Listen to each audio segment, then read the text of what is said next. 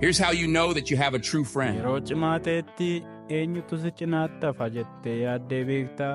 Dogoggora kee, qabsoo kee fi madaa kee erga argee eenyutu ammas si filata laata?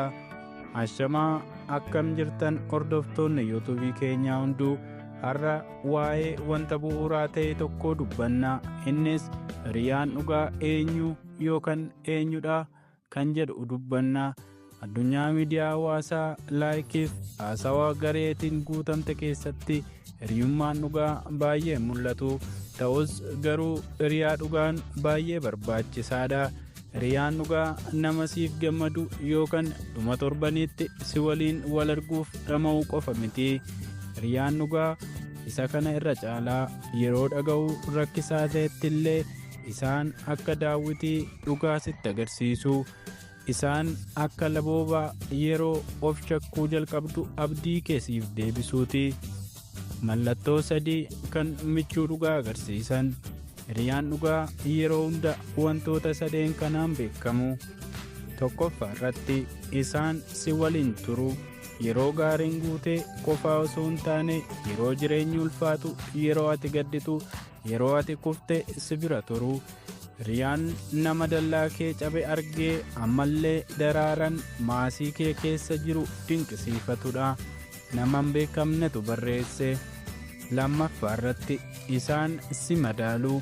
Waan ati jettu hunda qofa irratti waliin galan fooyya'aa akka taatuuf si dhiibanii daandii sirrii akka turtu si gargaaru.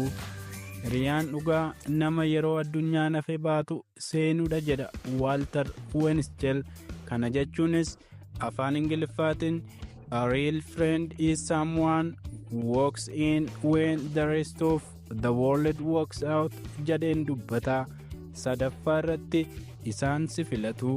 Irra deddeebiin beekamtii mijataa yookiin faayidaa dhuunfaa argachuuf otoo hin ta'in dhuguma siif waan yaadaniif si filatu. Eenyu akka taate fudhata. Garuu nama ta'uu qabdu akka taatu si gargaara. Barreessaan beekamne hiriyoota sobaa fi hiriyoota dhugaa akkamiin adda baafannaa? Hiriyoonni sobaa bakka hundatti argamu.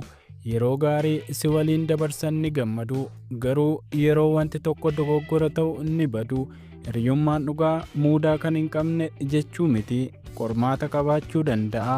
Dogoggora dhiifama gochuu, haasawa yookaan marii taasisuu fi of tuulummaa irra hiriyummaa filachuu jechuudha. Haa ta'u malee iccitiin isaa kunooti. Hiriyummaan yeroo rakkisaa keessa darbee cimaa deema.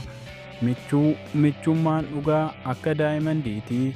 Ifa bareedaa gatii guddaa kan qabuu fi yeroo hundaa akkaatan itti fayyadamuudha jedha Niikooraachi. Wanti itti yaaduu qabnu kunooti. Hiriyoota dhugaa qabaachuufis michuu dhugaa ta'uu qabda. Hiriyummaan waliigaltee daldalaa miti.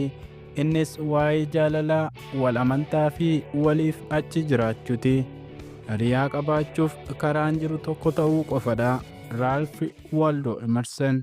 Mee qabxii kanaa gadiitiin hiriyaa kee madaali. Hiriyummaan dhugaa jireenya fooyyessaa. Gammachuu kee ni dabala. Dhukkubbii kee ni hir'isaa. Imala kee hiika akka qabaatu godha. Kanaaf har'a of gaafadhu. Eenyutu akka guddattu si gargaara? Eenyutu si jajjabeessa? Gatii kee si yaadachiisa? Eenyutu immoo bashannana qofaaf jira? Eenyutu yeroo waan barbaadan qofa sitti haasa'a? Ati gosa michuu ati barbaaddudha? Hordoftoota qofa walitti hin qabinaa. Hiriyoota dhugaa barbaadaa. Walitti dhufeenya miidiyaa hawaasaa qofa osoo hin taane hiriyummaa cimaa ijaaraa. Hiriyaa gaarii ta'uu yoo barbaadde laayik taasisi. Sitti nana manaa yeroo hiriyaa wajjin dukkana keessa deemurra kophaa ifa keessa deemuu irra wayyaa. Helen Kellertu jedhe.